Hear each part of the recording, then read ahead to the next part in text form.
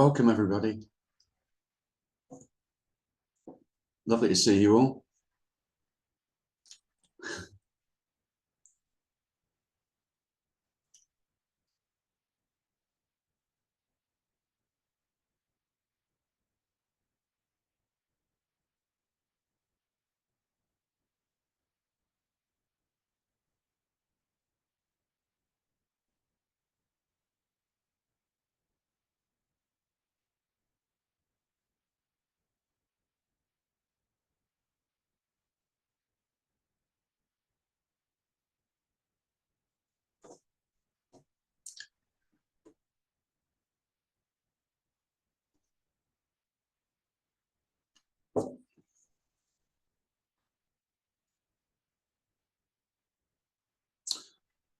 I know I've said this a lot in the past, but I always feel, not always, but mostly I feel the need to emphasize that I don't know what I'm talking about.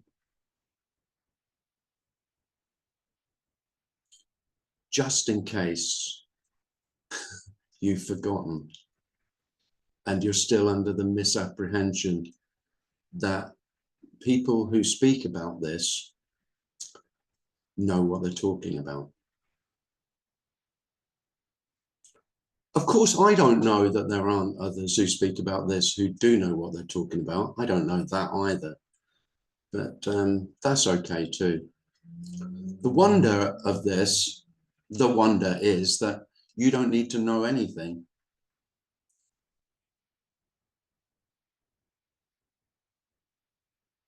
If you think what wonder is not knowing.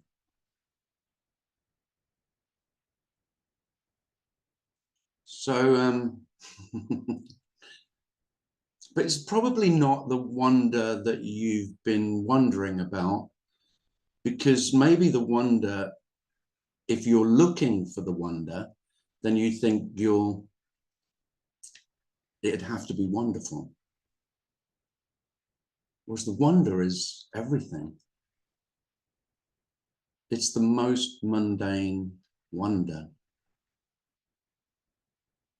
Incredibly mundane. I just had a chat before the meeting, and I was asked, so what have you done today?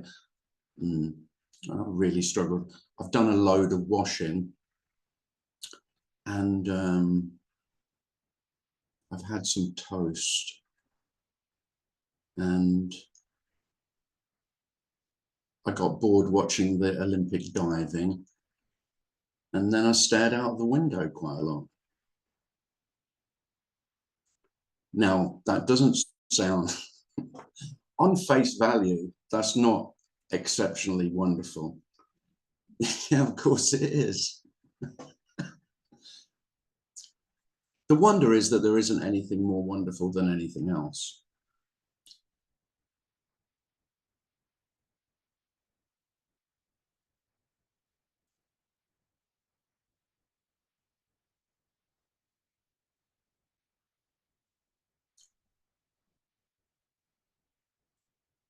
How much more wonderful could life be than everything is nothing? I mean, you can't get more wondrous than that. So the being of everything is not.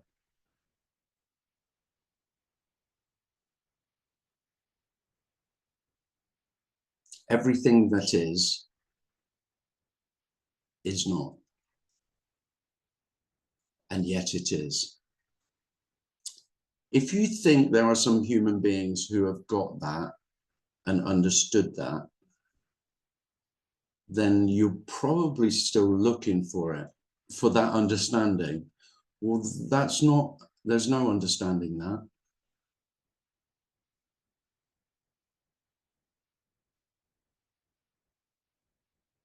The emptiness of everything will never make sense.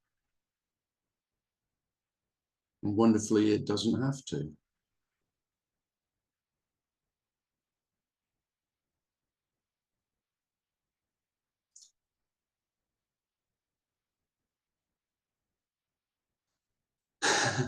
Boredom is a wonder.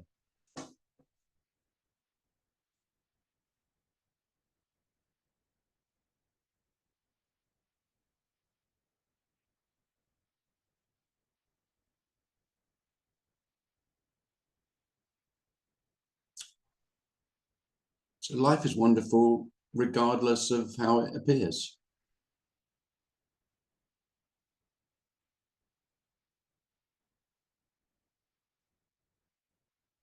Because you don't know where it appears from. You don't know what it's appearing in. You don't know what it's appearing as. Whatever ideas you have, they're all irrelevant.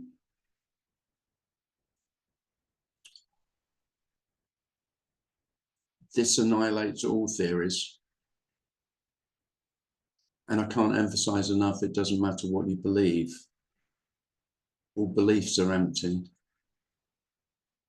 All ideas are empty.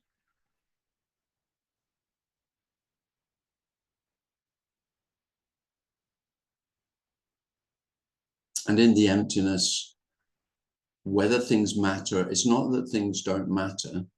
Mattering still happens, but it doesn't matter whether things matter or not. You know how important mattering is to you. You probably still berate yourself when you think, well, that really should matter to me, but I couldn't give a shit. I mean, I often did that. Well, I'm going to have to pretend that really matters. It doesn't, though, because it should.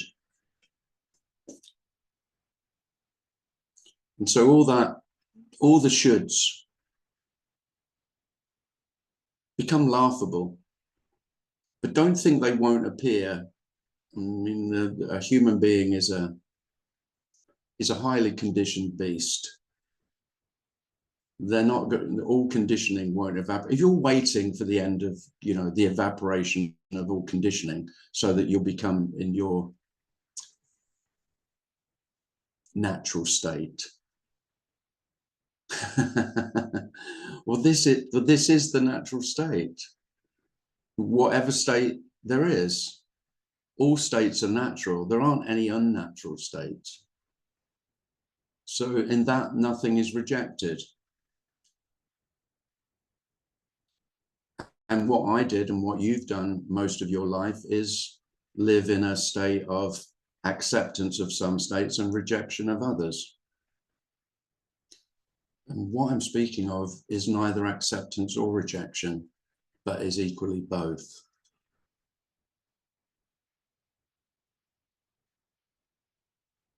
Rejection is just as accepted as acceptance already. There's no exclusion. Nothing is excluded. And when nothing is excluded,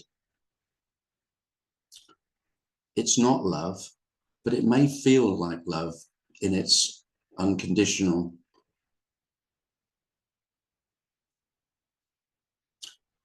Life is simply unconditional. It's all conditions.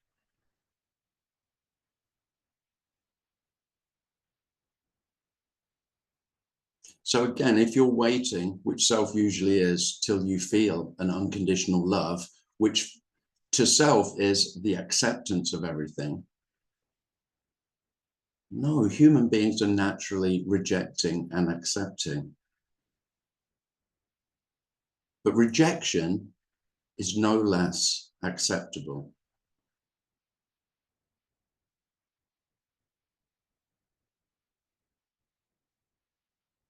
And again, the same with judgment.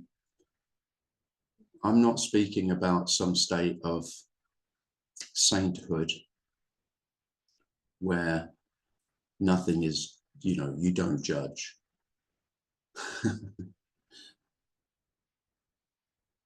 Judging is absolutely natural. So there's an unconditional love of judgment.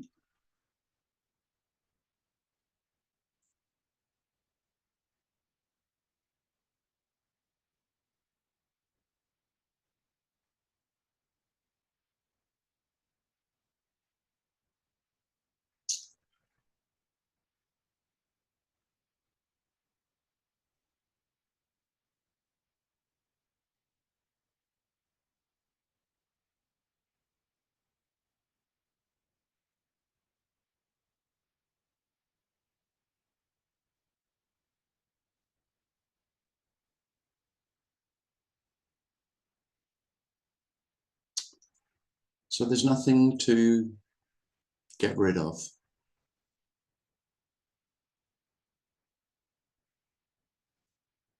This is the end of self-improvement. Not that you're perfect. This is the end of the concept of perfection. Everything is perfectly imperfect. Finding fault is human nature. And that's perfectly as it is.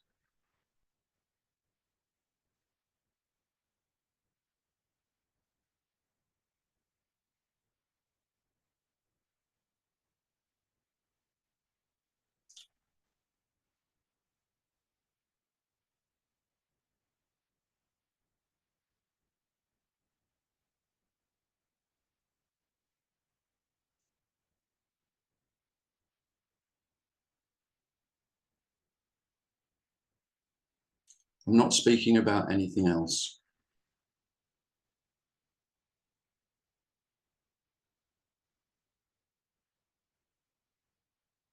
There isn't anything else.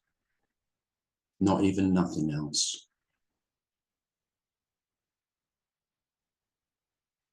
Maybe you're waiting. I'm always sense the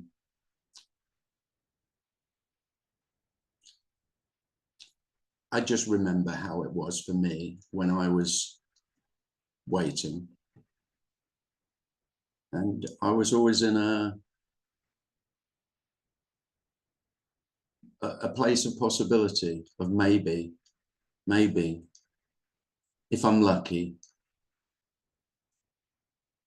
I mean, originally it was if I work hard enough, and if I train hard enough, and if I practice hard enough, then I'll achieve. But, you know, that didn't really work. So then I was just in a, oh, please let it happen, you know, just almost like a place of being a beggar. Just please, you know, I could pray as an atheist. You know, that's how bad it was.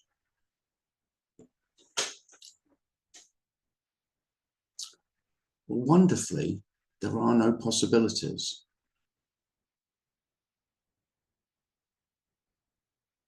So all there is this.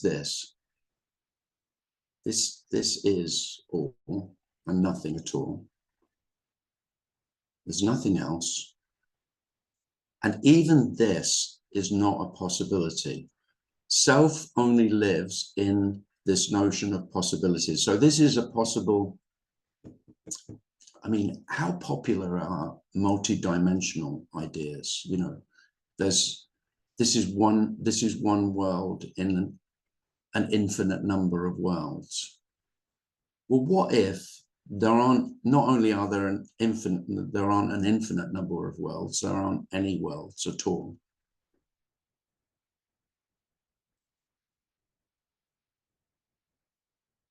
So this is the only world, and even this world is made up.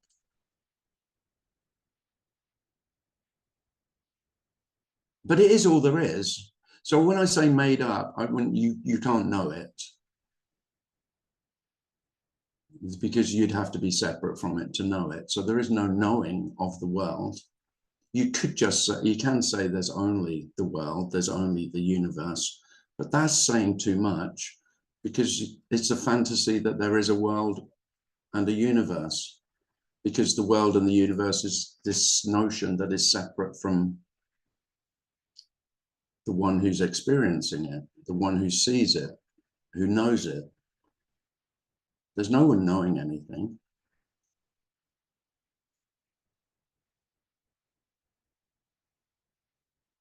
So knowledge doesn't disappear. Knowledge is just seen for what it is, which is empty. Useful, relatively, but absolutely empty. Understanding is useful, relatively, but absolutely empty. So you don't have to get rid of knowledge. You don't have to deny knowledge. That's all utterly pointless.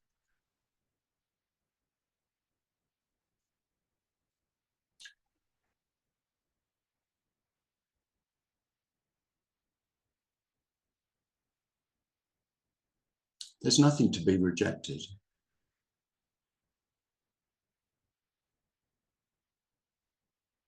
Or accepted.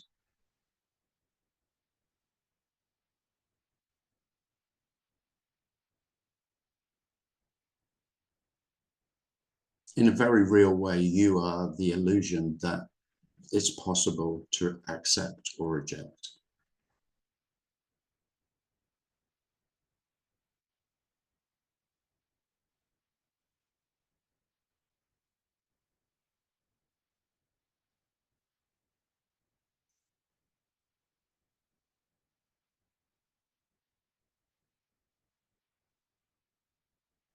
Hmm.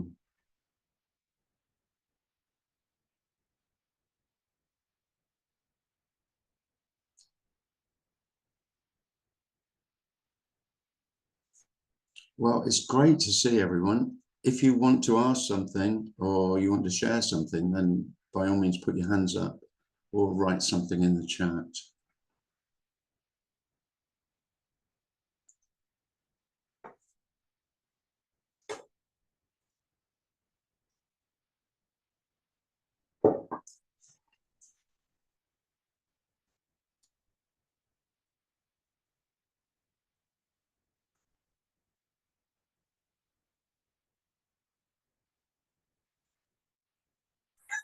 Gashi has a hand up.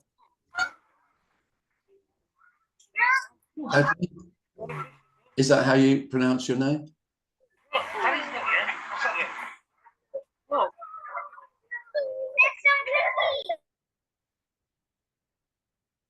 Can you... Oh, hi, Tim. Hi, how do you pronounce your name? Dagi. Dagi. Yeah, everyone has the same problem, but No, it's not a problem. I just didn't know. yeah, I know.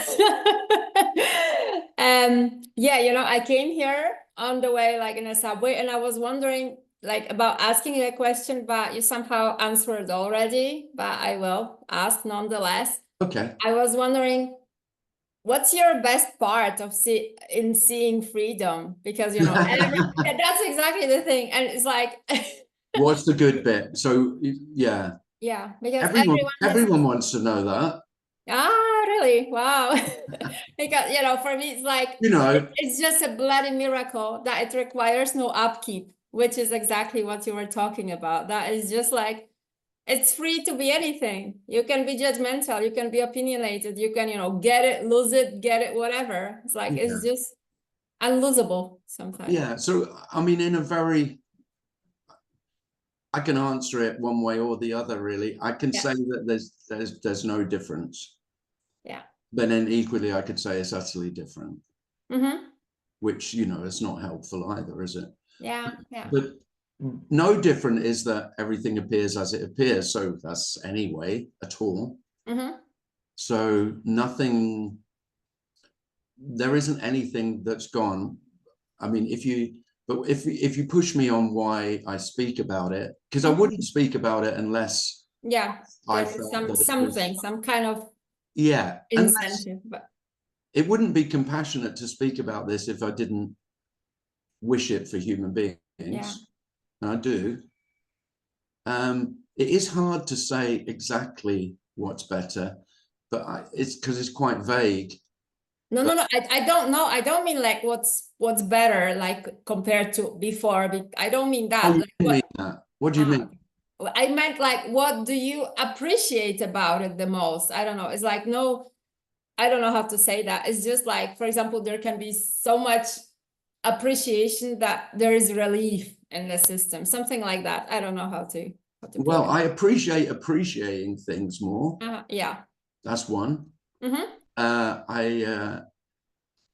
I love that love is much more obvious. Mm-hmm. In quite a difficult way to speak about, because the unconditional nature of life, if it's obvious, then there is love. Yeah.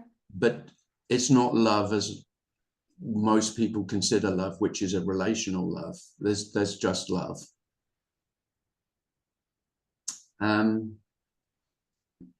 What else would I appreciate? I appreciate that I'm not afraid of life in the way that I used to be. Yeah, this is like, I think this is so amazing, like this openness, availability, vulnerability, even. Much less fear. Yeah. Now, that doesn't mean that there's no fear. But one thing that is really noticeable is that I'm not afraid of fear in the way that I was afraid of fear. Yeah. So if fear comes up, there's no fear of fear. Mm-hmm. And I mean, if you think about fear, the only problem with fear is Fearing the fear. that you're afraid of it. Mm-hmm. Whereas fear, it's the same with sadness. Yeah, just an energy. Sad life is inherently sad because in a very real way, everything is always being lost. Yeah. Oh my God. Yeah, in fact, it's not even that it's being lost, it's never gained. So, I mean, there is a melancholy, there is an underlying sadness with this that I would suggest self would never want. Yeah, I totally get, yeah. It's not what I was, so this is not what I asked for. Yeah, exactly. Like, as they say, you know, do you want enlightenment? Like, how can you be sure you would like it? Something like that. Yeah. Just words, but yeah, because this is as dark as it is light. yeah, it's just very obvious that the darkness and the light are not two. And I was wanting to escape from the darkness. yeah. And of course, there's no escaping the darkness. The dark and the light are not two. Yeah, yeah. So, but it is lovely to not be afraid. It is wonderful to not be afraid of the dark. Yeah, yeah. I like what you said about melancholy, because that's exactly how it's felt here also. It's like, it's heartbreaking in some way, you know, Yeah. like Oh no, this whole beauty. And I don't know, what's heartbreaking here, for example, is that there is so much beauty in everything, like heartbreak, pain, happiness, that is just shatters the heart, that somehow it cannot be reciprocated, you know, it just overflows, this love overflows whichever way, but it's just heartbreaking in this at the same time, that just, I don't know, that it will never be enough. I mean, I don't know how to say that. well, that's lovely, because this love can't be reciprocated. There's no other to reciprocate. No, I mean, like that. No, I really mean that. So this love is totally alone. You know, it's not a reciprocated love. It's not. No, I mean, like, okay. Yeah, I mean, okay. I have different way, I guess, of talking about it. It's just like the love from everything that is being received here as this doggy body wants to be reciprocated, like in way of going out and whatever, talking, and somehow it is heartbreaking that whatever is done, it will never be enough to just contain the beauty felt. I don't know, this I don't know. Okay. No, I mean, that's, yeah, there'll be a sadness in that, probably, that oh no, it'll never be enough.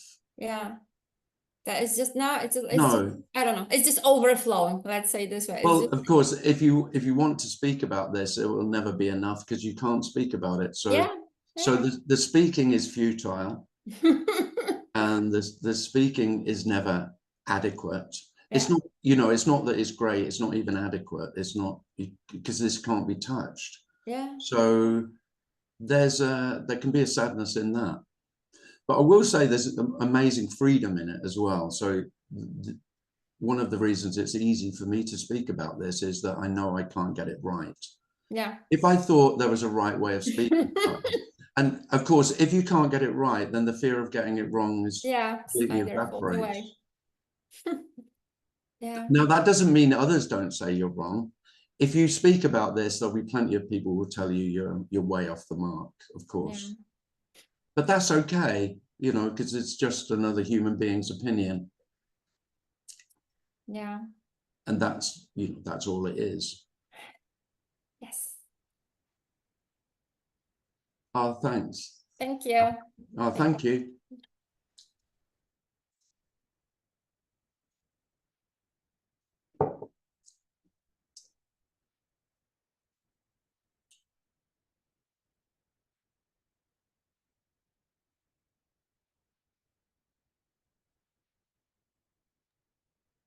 Doris has a hand up. Hi, Doris. Yes, hello. I'm Hello. from Berlin, Hi, and Doris. Nice to see you. we had a meeting with Nico and Alexis together. Oh, yeah. It was really nice. And Nico told us that maybe you will come to Berlin as well. Yeah, I've had a chat with Nico, and maybe I will. Yeah, I haven't arranged a date yet, but I will. I'll be speaking to him about hopefully coming.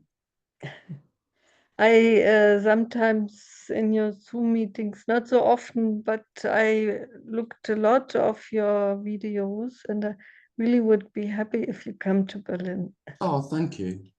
Yeah, yeah. I hope that happens. Who knows? Okay. You don't travel so much, yeah, don't you? Oh well, I did. I did last year, and then this year I haven't. But yeah, it's not. It's kind. It doesn't feel by choice. It's just how it's happened. Yeah, so I hope to be traveling a bit more in the near future, wherever that is. If you can find it. Yeah, but I'd love to come to Berlin. I've only been to Berlin. I'm going to really shock you now. This is good. The only time, no, I have been to Berlin on a school trip, but I went to see Gangaji in Berlin. Gangaji. Gangaji, yeah. When I was besotted with Gangaji, totally in love. She was like, oh, please, Gangaji, be the mother that I've always longed for. And I cried virtually the whole of the meeting, the whole day, just sobbed. And the German guy next to me said, you need to get up on the stage. I don't know if you know what Gangaji does, but she does the sitting on the stage with people go up. And I thought, no, I just couldn't do it. Thank God. Thank God I resisted that, just to sob on stage. Anyway, so that was my only experience of Berlin, other than I did take some kids on a school trip once. But it's a wonderful city. It's very unusual, Berlin. It's quite unique. Yeah. You know, it's just a city, but Big city. big city. For German. Did you have anything you wanted to ask me, Doris? Not now. Okay. Okay, thank you. Oh, you're welcome.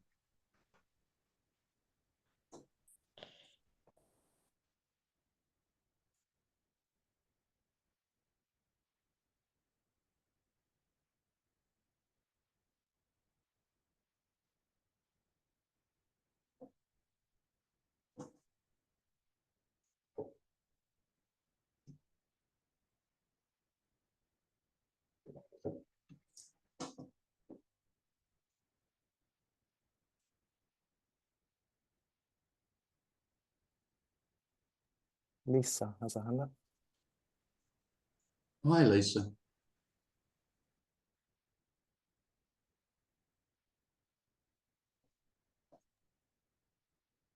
Ah, your audio isn't working, Lisa. You're not muted, but we can't hear you. No, we can't hear you, Lisa. Try unmuting again. Now try. No, still nothing. Got no sound.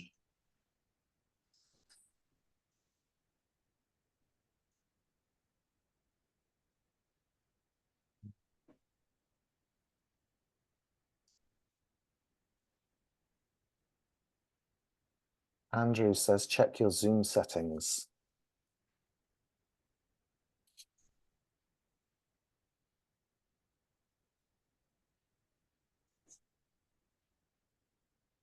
Yeah, good question. Good question, Lisa. That's what I was going to say.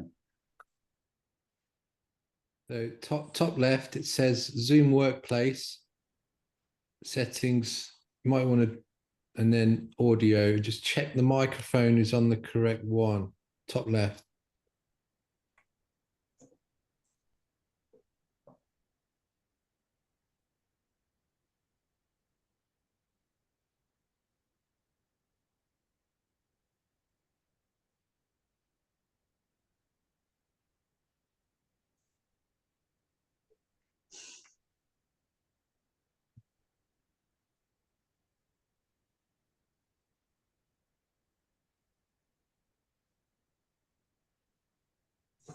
Do you still like Gangaji, Tim?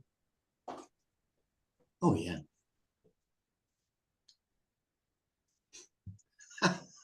I'm just saying that to be provocative.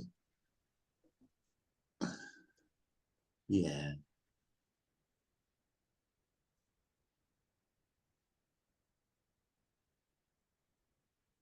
I still like it.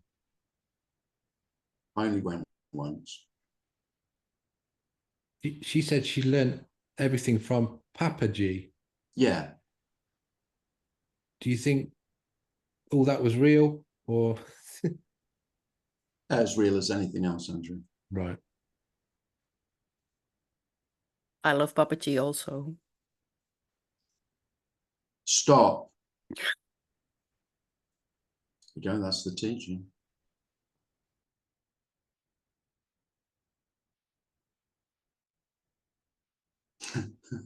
I got my name from him. If you Who? want- Ananda. Oh, yeah. Oh, so you met him? Oh, yes, I did. We met as one. The only one. There still was one.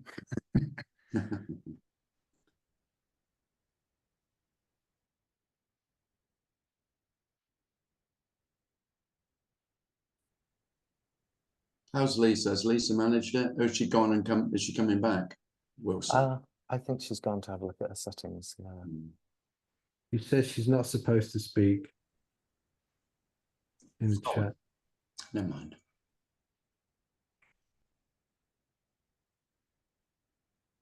If she turned up her volume, would that help?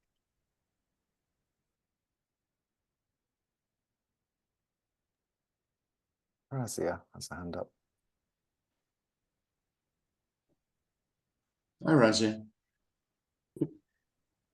Hi, Tim. Hi there. Yeah, like we talk about sages like Gangaji and Papaji, and I mean, it's just all appearances. Yeah. Yeah, and often we find ourselves comparing ourselves to these appearances of what is. I mean, we are appearances as well. There's nothing else there. So, yeah, and I think it's in this comparing somehow that we feel we're not good enough, you know? Yeah. Well, isn't it wonderful that there's no one to be saved? Yeah. And then if you look at it, you look at everyone like it's so perfect, you know? Because whatever is appearing, Well, there's no one to be perfect either. I mean, that's unconditional love. yes. I mean, okay, there's no need for perfection, but like I was talking to this woman and she said, oh, I wish I was like you. And I realized, and I was looking at her and I thought she looked so awesome. Like she was so awesome, you know, so perfect. I couldn't see like what was wrong with her. But that's often what happens is that within this illusion that we are this multiplicity, we feel that we are not good enough, that there are others who are better than us, that there are sages, that there are saints, and who appear to know more. So we keep grasping for something, and there's no end to that. No, It's like, there's no. when will I be better? Yeah. When will I be better than this? When I will be like Tim Cliss? When will I be like Michael? Yeah, I mean, Yeah. there is nothing more loving than you. There's no possibility you could be like Tim Cliss Yeah. So we strive in. or And Gangaji then or suddenly, Papaji or anyone. yeah. And then suddenly it doesn't matter anymore. It's like you're just happy. I mean, okay, what other word? There is just this bliss of being. And you're okay with what you are, you know? It's this total acceptance of what is. You see, I wouldn't say that I'm happy with what I am and who I am. I really wouldn't say that at all. Because happiness just comes and goes. Just like because there's no just one the there same as everything else.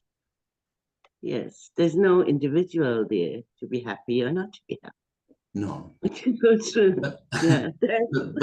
but happiness appears and sadness appears and boredom appears and joy appears, or not, and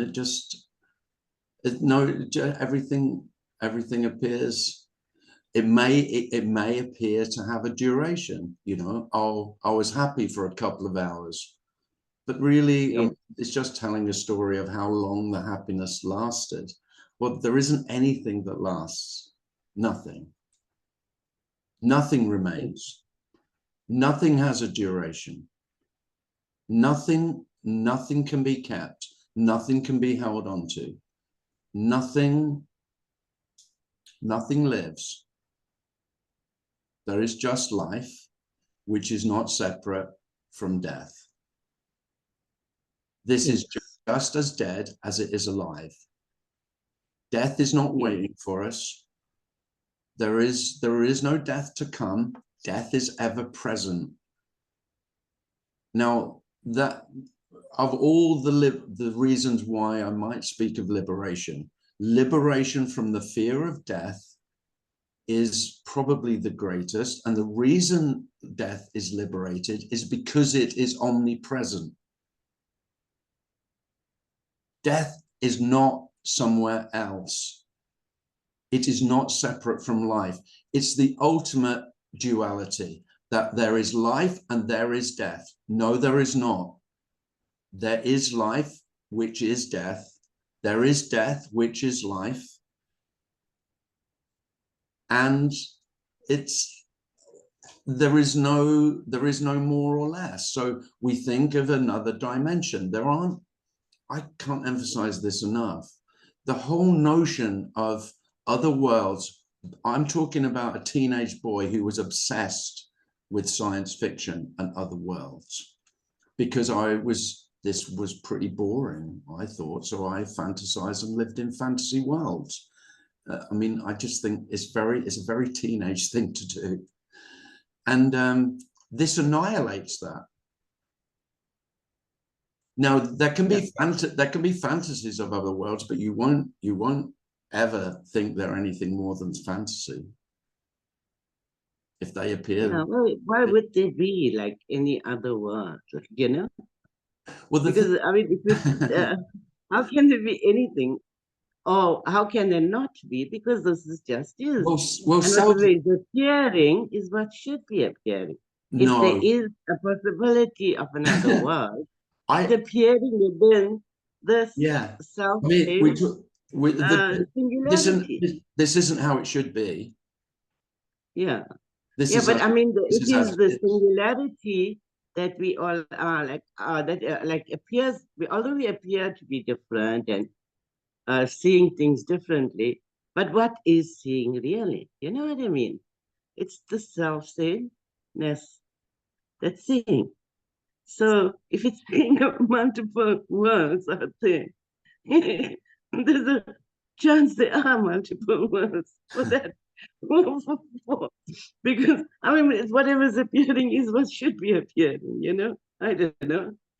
And yeah, sometimes this feels like there is another dimension. One is seeing things that are like dead or alive or something like that, and then wonders, how is this happening, you know? How can what, yeah. Then, but that's part of what is occurring and is acceptable. I don't know. Sometimes this gets so confusing. But we get lost in our own narrative sometimes. But it's when you stand back and you look, it's just appearances, it's apparentness, it's seemingly a whole thing, everything, you know, and yet nothing at all. Thanks, Gresham. Thanks. Tim. Michael has his hand up. Go ahead, Michael. Hi, Tim. Hi, Michael. Hi. I was delighted to hear you were besotted with Gangaji, because I used to be as well, and I attended many satsangs with her, and spoke to her many times, and I could tell you a whole story about the first time. Maybe if ever we have a beer in a pub, I will. And Papa G's, I always think this is hilarious. There's this 3-volume set of Nothing Ever Happened about Papa G, and it takes 3 volumes to talk about nothing ever happened. Well, well, of course, that would take 3 volumes. Yeah. Says me, who's just about to bring out a 3rd book. So you know, I'm on volume 3 of Nothing as well. There you go. You're in good company. Anybody can bring out 3 volumes of Nothing.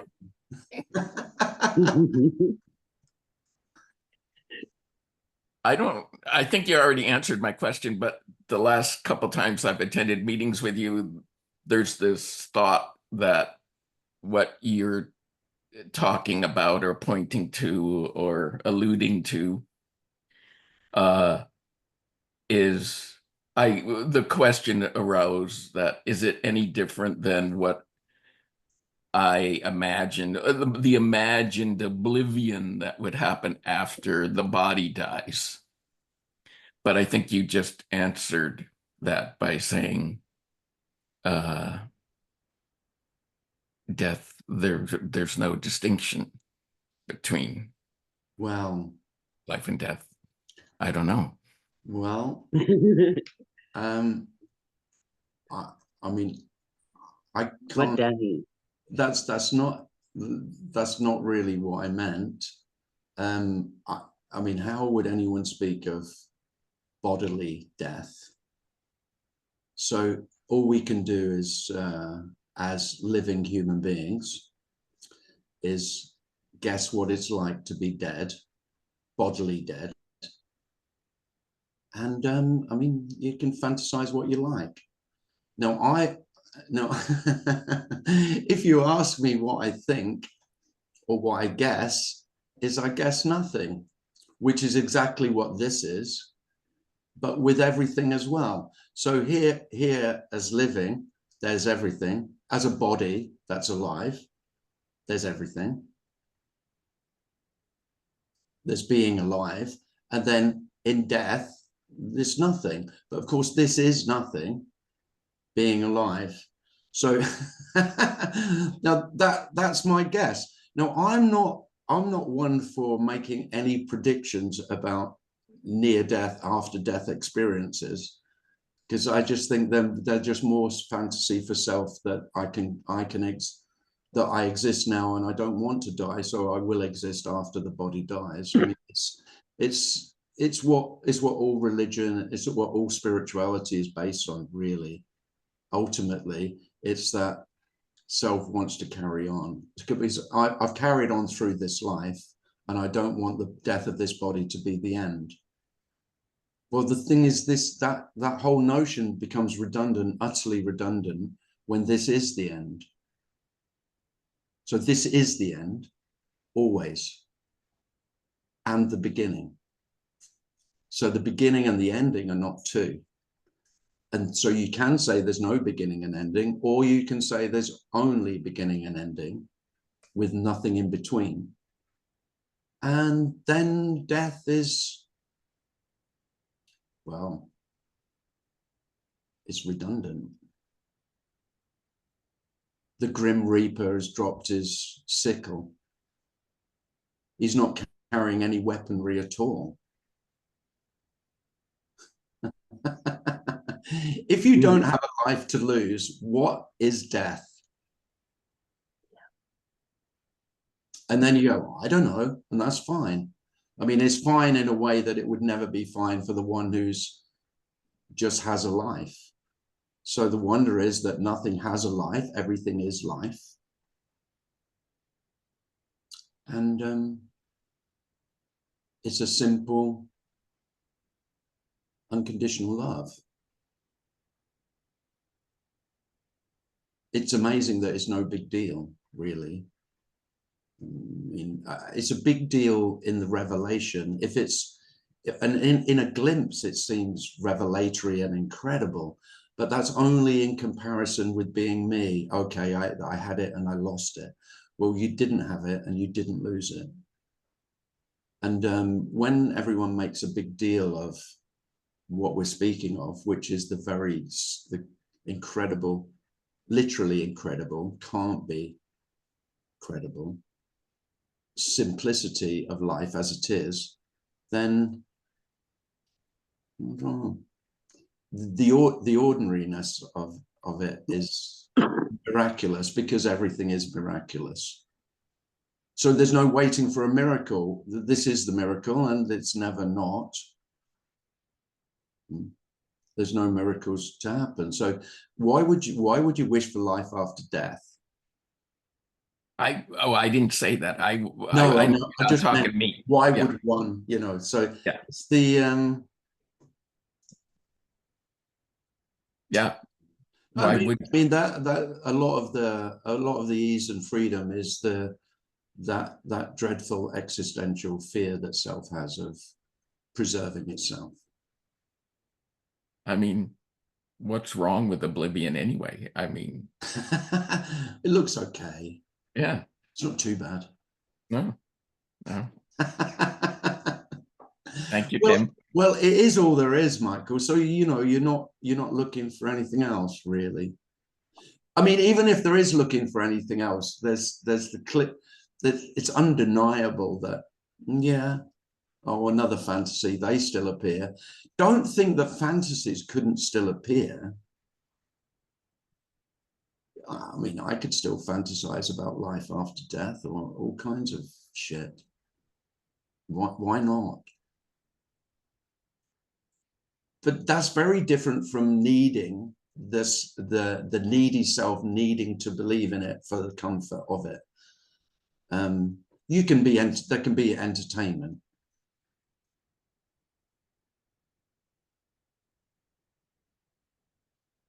Thank you, Tim. Oh, you're welcome, Michael. Thank you. I find you very entertaining. Oh, thanks, Michael. Very nice. Well, Razia has a hand up. if there's no entertainment, I mean, you're not getting anything else out of this. So if you're not entertained, then Yeah, like Tim, like now you were talking about death, right? And I mean, we know like who dies, and yet what dies, and yet we experience that with every breath that we take and with every breath that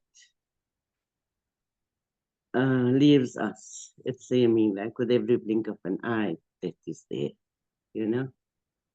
But it's just seeming. It's happening to who? Who is dying, you know? It's just an appearance, you know? yeah. That appearance is dying. And we also experience death, like they say, die before you die, you know? And so many times we go through that sometimes. It's this feeling like your body's just gone icy cold, and then there's nothing in there, you know? It's like you die now, and then suddenly you are in the body, you know? So I don't know, but it feels like we do experience that. But it's just an appearance of that story, the storyline, you know, of what is happening. It makes us believe that story, that there is someone to die. And life becomes precious because now you can die, you know? But who dies? Thanks, Tim. Thanks, Rachel. What is nothing, Tim? What is nothing?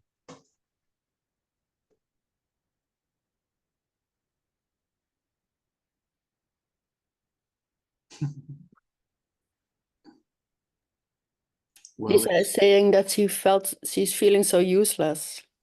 who's useless? Does- Me. No, Lisa is Oh, writing that in the Lisa, chat. 'cause Lisa wants to ask a question and she can't get on. Yeah. Oh, come on, someone help Lisa to get a microphone working. I'm of no use. I'm no use for that. Are you asking? Was that a question in the chat, or are you asking me, Darren? Well, I'm not really asking. No, but you I am, are. but I am asking. But well, I mean, I know there isn't an answer to that, but I was just, you know, What is? Are you? because when you were talking earlier, you know, it's interesting when we think about death and you think about, you know, this is nothing and everything, and death is nothing, and that whole, you just can't, when thought starts to think about that, you can't really go anywhere with it. You just you get to the edge of it, and it's just like, well, can't do anything with that. Yeah, I mean, that's why I say I can't get this right, is because I would have to know nothing, wouldn't I? Well, I know lots of shit. But one thing I don't know is nothing. So when we're talking about the unknowable, the unspeakable, the ineffable, whatever word floats your boat about you can't know what we're speaking about, I usually say emptiness, but equally I can say nothing. So it's like I know what emptiness means. Well, rationally, emptiness means the opposite of fullness. And so the wonder is that fullness and emptiness are not two. And nothing and everything are not two. Now, that doesn't mean everything is nothing, and it doesn't mean nothing is everything. It means it's really just a way of trying to express you won't know, because the only thing you can know is things. If that hasn't dawned on you yet, then I hope it does soon, that the only things that you can know are things, something. And what we're speaking about is everything and nothing. So how is the nothing not known? Because there isn't anything to know. It's fucking nothing. Yeah, but how is that not known? Well, you can't find it. Well, then why even have a word for it if it's just nothing to know? Right. How would you? I just went, so what would you find if you found nothing? What would be found? Yeah, nothing. Not exactly. So you're suggesting that when you look for nothing and you find nothing, then you found it. Well, what I'm saying is, if there isn't enough, if nothing can't be known. No. How can you talk even about nothing? Oh, well, because nothing is, you know. Well, that's just it, Darren. You can't talk about nothing. No, we are talking about nothing. Right? We are. And that's why it's very funny. Yeah. Because, I mean, my friend Rob started up his non-duality group as Seeking Nothing, which is, you know, a cosmic joke. You poor fuckers, just like me, have been on a quest to find nothing. I mean, the Holy Grail is one thing. Nothing is something quite different. I mean, you might find the Holy Grail, but you won't find nothing.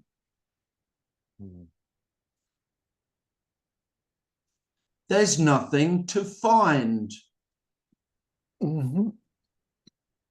This is nothing.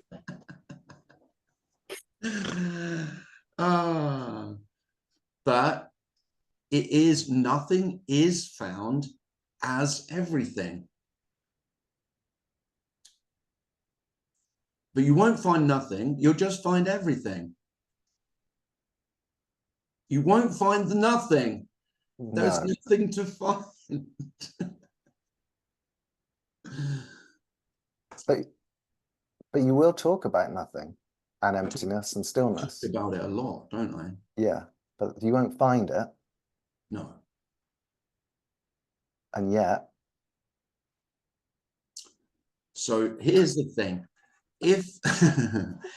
If emptiness is undeniable, I really don't, I mean, how the fuck am I speaking? I have no idea at all. I can't, this defies all logic, all rationality. It's fucking nonsense that we can even talk about emptiness and nothing. And yet, that is what is undeniable.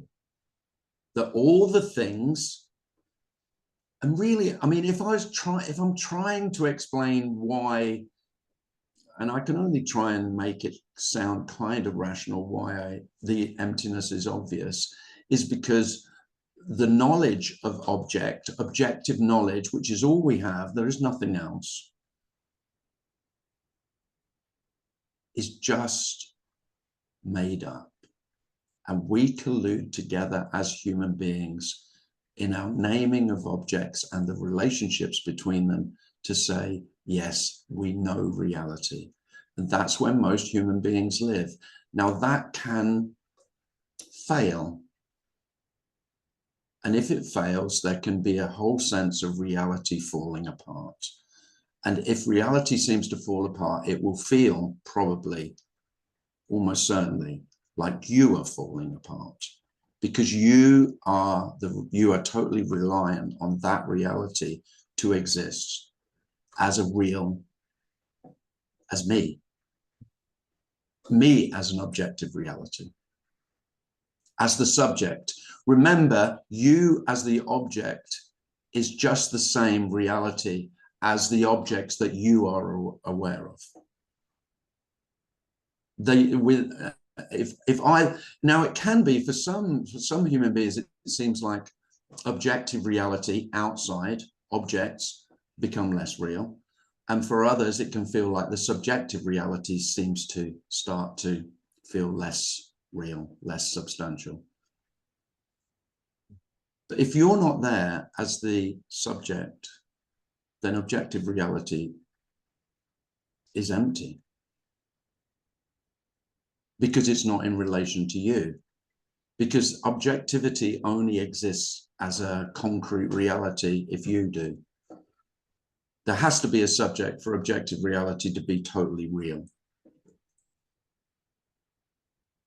But also in that, when we were talking earlier, you said earlier about, nothing is found, but in a sense, in the search for what we're talking about, nothing, they're in the complete failure of finding anything, of finding nothing, it does feel in a way that nothing is found. If that makes any sense at all. Oh yeah, you could say nothing is, yeah, because this isn't an adding to there. I mean, it isn't a finding. So the only, I've said things like, the only thing that's found is that there's nothing to find. But yeah, that's misleading, but I've said it quite a lot, because it sounds like you found nothing. Of course, no one ever finds nothing. No. But there is a sense. Lisa's just said a great comment, by the way. She just said, this sounds like an English lesson. Yeah. Which I do like that. Yeah. Being a teacher, I like that. Yeah, we're going to talk about subjectivity and objectivity today, children. Tim, it felt like a Buddhist teaching. Yeah, it is a bit like that. Yeah. Yeah. Sorry about that. I can only apologize. David, It makes it complicated than it is. Yeah. Oh, yeah. I mean, it's not complicated at all. Yeah. Sometimes those, I think sometimes those sort of slightly heady conversations about subject and object can be, if you're looking at non-duality and thinking about it, they can be kind of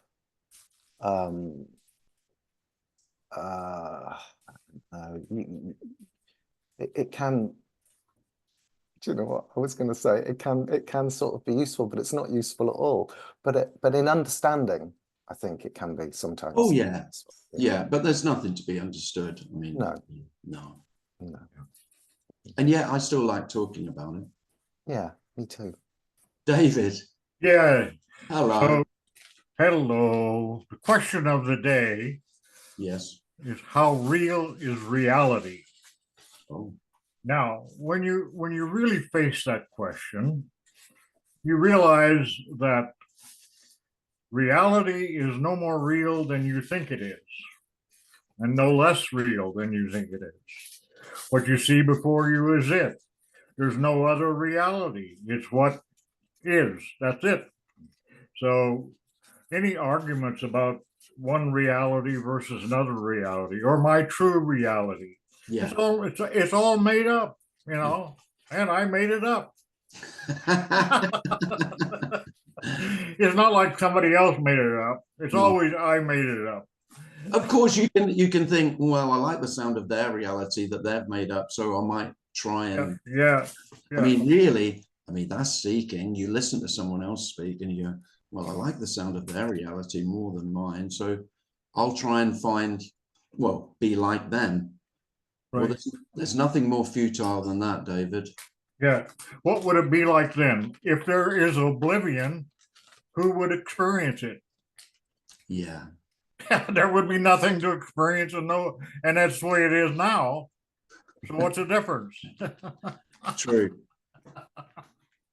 Anyway, I love our getting together, because it's just an example of how wonderful wonder is, to sit and enjoy the wonder of the moment and realize it's all passing away just as fast as it happens.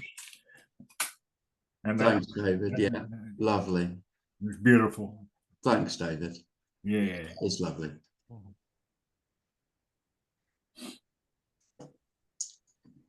Well, thank you very much, everyone, for coming. Appreciate you turning up. I always enjoy speaking, so thank you. Thank you. It's lovely. Thanks, Tim. Thanks, Darren. Mm-hmm. Love you, Tim. Thanks, David. Love you too. Thank you, everyone. Thanks, Tim. Bye-bye. Thank you, You're Tim. welcome. Thanks, Tim. No, you're welcome. Bye, everybody. Lovely. Great to see you all. Thank you. Bye. Thanks for nothing, Tim. Yeah. Well, I haven't given you nothing. I've given you a crock of shit. Well, thanks for everything. Thanks for Thanks for a crock of shit. Thanks for obliviating us. Oh, if only I could. Yes, if only you could. Oh God, I'd be a rich man. Yeah. Imagine if I had the power. Yeah. If I could enlighten all of you just with a wave of my magic wand. Yeah. Unfortunately, this is the annihilator of magic. Unfortunately. And I mean, I remember reading Lord of the Rings, and I read The Hobbit at school when I was probably perfect time. I think I was 10 or 11, perfect age for The Hobbit. We read it as a school book in class. And of course, so Then I got Lord of the Rings.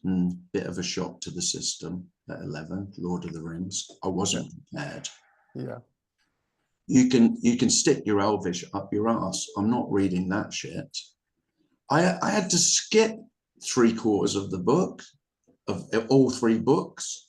So I've said that I've read Lord of the Rings, but in reality, I've read very little of it. I've read the good bits. I did the same. I loved the Oh, Hobbit. good. You see, loved the Hobbit, but then at the beginning of Lord of the Rings, is it all the genealogy? Is it all the? It was just this long. Oh, I just went, oh no. Yeah. Oh no. Yeah. Tolkien, no. What are you doing? Yeah. Yeah. So I'm just about to start to read the Hobbit to Elfie, because I think he'll love that. Yeah. You know, we can read a page each. Lovely. Yeah. So, you know, I still like a bit of fantasy.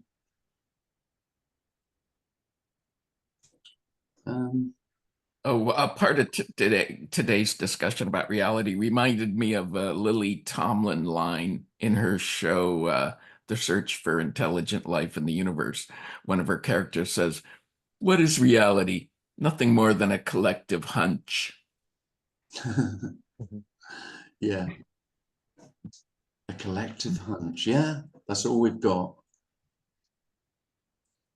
Collective hunches. Oh, we're still recording. Did you know that?